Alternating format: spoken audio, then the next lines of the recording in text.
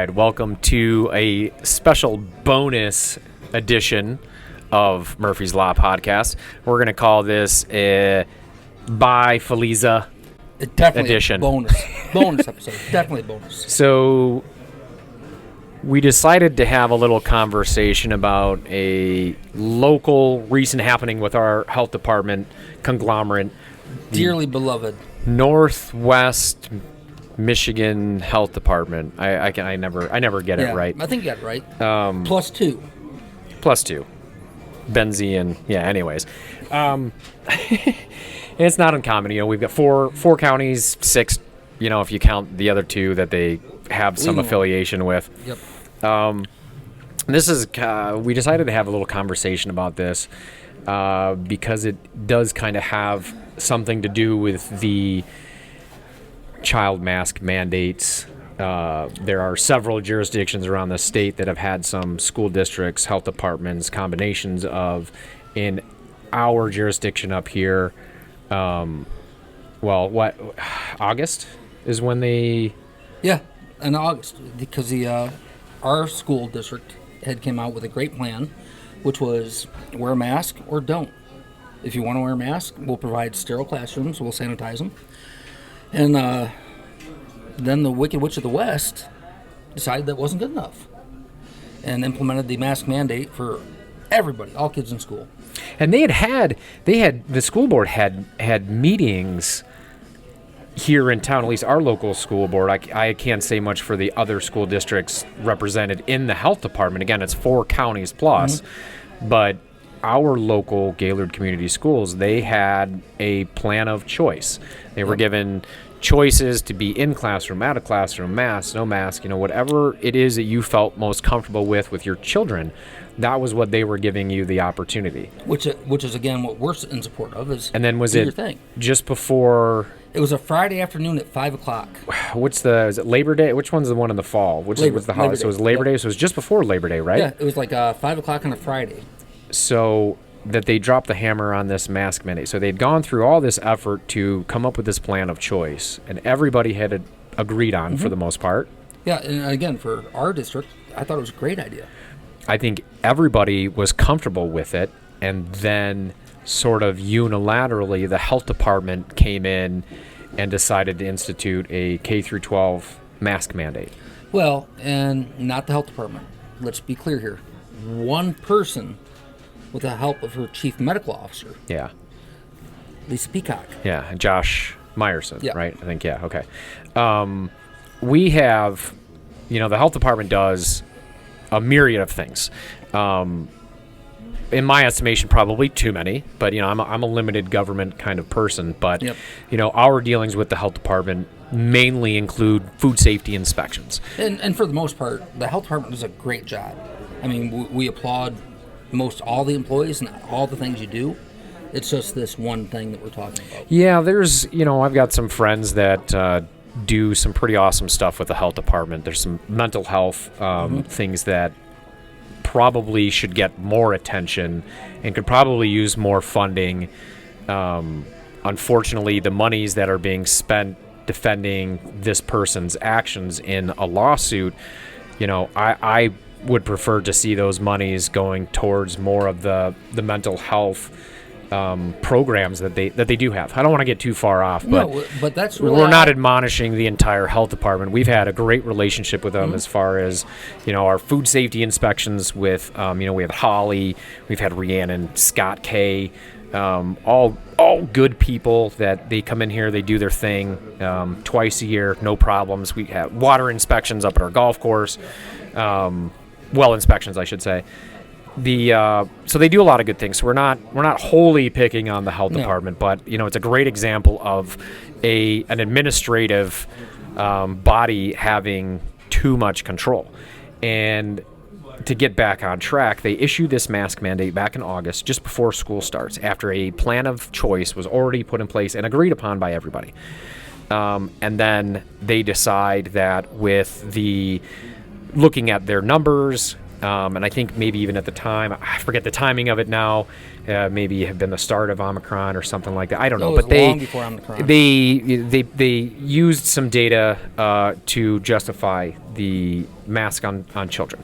And we're not going to talk about the science or the data or the math or any of that crap surrounding any of it, because that doesn't do any good. Again, we're talking about the way that a law was used and implemented, and the broad range from shutting down restaurants, hardware stores, barbershops, tanning salons, gymnasiums, and that kind of thing, to putting masks on kids. So I mean, this is a perfect example of the broad reach that we are talking about when this happens. So anyways, a lot of consternation has happened locally at our Board of Health. So most of these, or I think all of these health departments have a Board of Health. By law, they have to have certain employees with certain certifications and licenses and that sort of thing. Ms. Peacock certainly meets those. Dr. Meyerson, I also believe, meets those as well. So what has happened is, and not just in our Board of Health, but lots of school districts, school boards, any public board right now has seen an increase in participation from the public. Well, and it changed members really quickly, too. I mean, a lot of school boards, people are stepping down. Parents, new people coming in. Yeah. Because they're tired of it being pushed around. We got involved in the K through 12 mask mandate case mainly because of our non-delegation argument, which is also made in at least 10 of these lawsuits around the state filed with our attorney. Not our case, but other cases that he has also taken to court. We talked about briefly the one of them in one of our previous segments about the Kalamazoo case that finally got one that broke through. Yep, that is one of several, I think maybe even a dozen at this point, of those types of lawsuits. So what's happening is at these boards, these public meetings, parents are coming and voicing their opinions mainly against the mask mandates for kids. Some are in favor. But these officials that county commissioners, there's 2 commissioners from all 4 counties, so there's 8, plus a couple of the administrative officials that sit in these board meetings. And our health officer, chief health officer, Lisa Peacock, announced her resignation this last week. And, you know, she's citing a hostile work environment, among many other things, as well as, you know, harassment. Basically, she's just saying that the environment is making it tough for her to do her job. Yeah, so much so that last week's meeting she didn't even attend because of the quote-unquote fear. It's interesting to see what is happening in these boards. This board in particular has had 2 members at least in the last, I think, 30 to 60 days that have changed hands. And, you know, and that's how these things go. As members come and go, commissioners are elected. They are at least elected. Ms. Peacock is not. She's appointed. She's got a contract, which is another part of our issue with it. Is here's a person that is basically issuing these mandates, these decrees, based on her own information, and then shares this information through various channels, but refuses to have basically an open dialogue, and that's why most of these parents mainly are upset at these meetings. Well, and I find it weird too, and I was intrigued to learn the fact that when that position was appointed, when Lisa Peacock was appointed, the same board that appointed her does not have the authority to remove her from said position, which to me is absurd, honestly. I mean, you put somebody in a job, but you can't remove them. This is what happens when... Well, let's hold on for a second. Let's take a quick break, and we'll come back and we'll finish up that thought.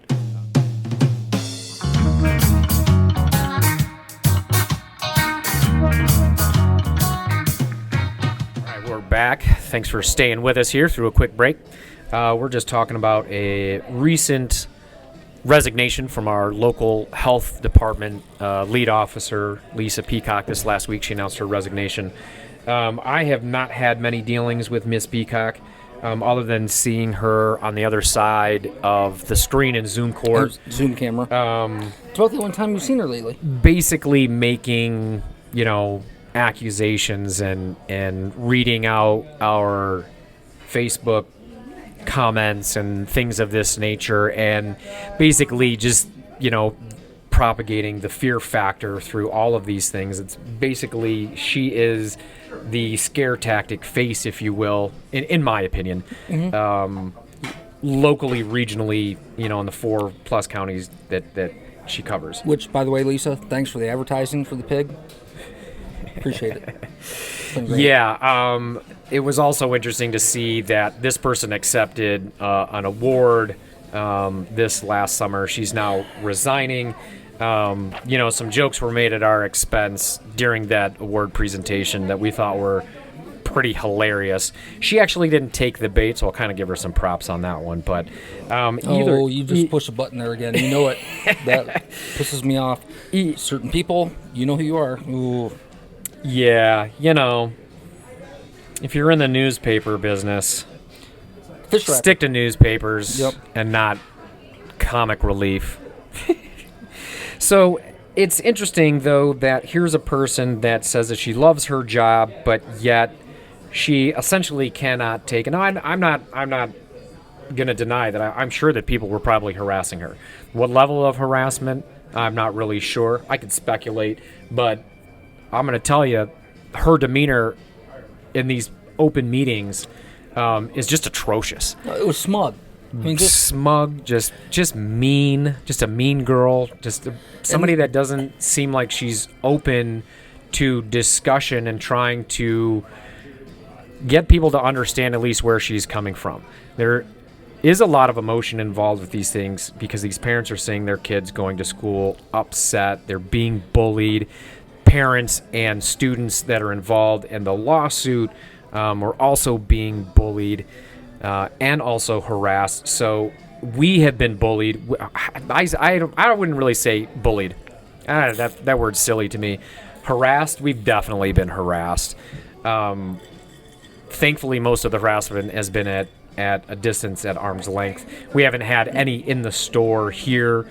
We had an issue at one of our other local bars here with a brawl that broke out, but that's neither here nor there. But for the most part, everything's been at an arm's length.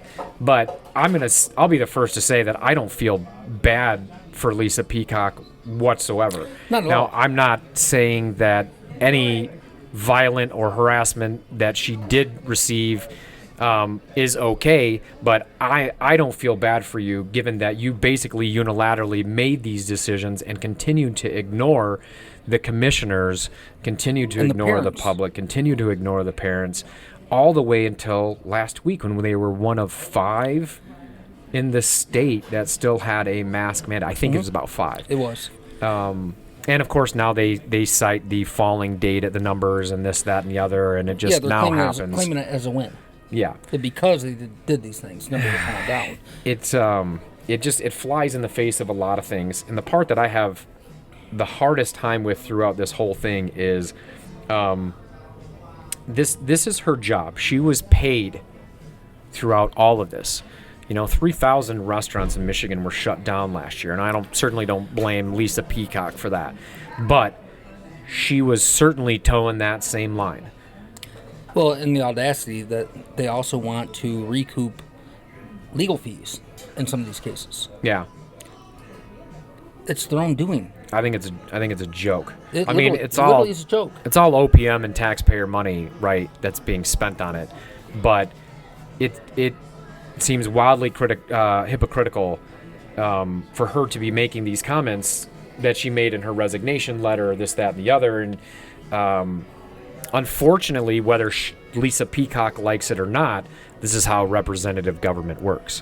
Now, if she's being called names and being shouted at, or if people are visiting her at home, or calling her personal phone numbers and leaving harassing messages, that most of that stuff is not appropriate. But when you get pushback at an open meeting, and you react and you speak, and your tone is a certain way, I don't feel bad. I don't No. feel bad when these types of things happen to you because you act this way. Well, I'm just going to put it out there. Give your balls a tug. You asked for it. It's part of the job. If she doesn't like it now, then she should resign. But don't Which sit here and she say did. that I'm going to whine and cry about all of this stuff and it's just become a toxic environment. It's a toxic environment because you dumped the toxic waste in the pool, honey. So I'm not really sure, it's like the crying wolf thing, right? Well, exactly what it is. I mean, everybody told you, as far as your constituents, what they wanted, and you just refused to listen. And it's worth pointing out that we're not sitting here disputing any of the data or the science or whatever it was that they've been using for the last year and a half, 2 years for this stuff, or she has been using since August for the K through 12 mask mandates. But there is plenty of information that other jurisdictions looked at to make different choices. And why they chose to exclude those is beyond me. And they held so steadfast to it, too. There was no reconsideration. Even when the board begged and pleaded and tried to remove her, Yeah. there was no reconsideration. It was just no. This whole thing is exposing some very interesting situations happening at all of these open boards. Anybody that has to operate under Robert's rules, those are the rules that open meetings have to conform to in order for them to be legal, this, that, and the other. We're finding out that a lot of these people on these boards, they may be adjacent to those rules, but they're finding that they don't fully understand them. And they're definitely not following them. And therefore, they can't be following Yeah. them. And that's leading to more issues. And again, it's all about the law. And again, some of these positions are volunteer. The majority of them have some sort of compensation that comes along. Now, not great amounts of compensation by any means, but these are people that choose to take these positions, county commissioners, city council persons, any of that School kind of board. stuff, school board. They choose to take these positions. Now, these people that are in these positions now may not like how things are going, and they should resign. If you're not comfortable having to answer questions and you're now putting time limits on public comment sections, there's something wrong with the free speech section of this whole argument. And that brings up a whole other issue, because I know personally, and I know you and I have talked about this, I, as a Gaylord alumni, and you as well, I'm frankly disappointed in a lot of school board members that we elected. I mean, I would have expected more from a lot of these people. I wish I knew more about that. So my mother was a school board member for a very long time. I don't know enough about what goes on there, other than I know some pretty damn important decisions are made. Mm-hmm. And I think for a long time, by and large, these particular organizations, school boards, have gotten away with either a lot of anonymity with these decisions and or a lot of sort of behind the scenes dealings where they're just passing budgets through, amendments to certain things, what they're teaching, what they're not teaching, what they should be teaching. With nobody intervening. I think a lot of people are starting to kind of wake up to that. And that's probably something we'll talk about further as we keep these conversations going. But we want to wrap it up here before we get going too much longer here. So special edition of Bye FeLisa. April 29th. Bye-bye. Yep, bye-bye. We'll accept your resignation. We'll be looking forward to see who comes next. Hey, you can always apply at the Iron Pig. That's right. We do have a dishwasher position open. Mm-hmm. Anyways, thanks for joining us as always, Murphy Law Podcast. On behalf of Chris Kuhn, I'm Ian Murphy.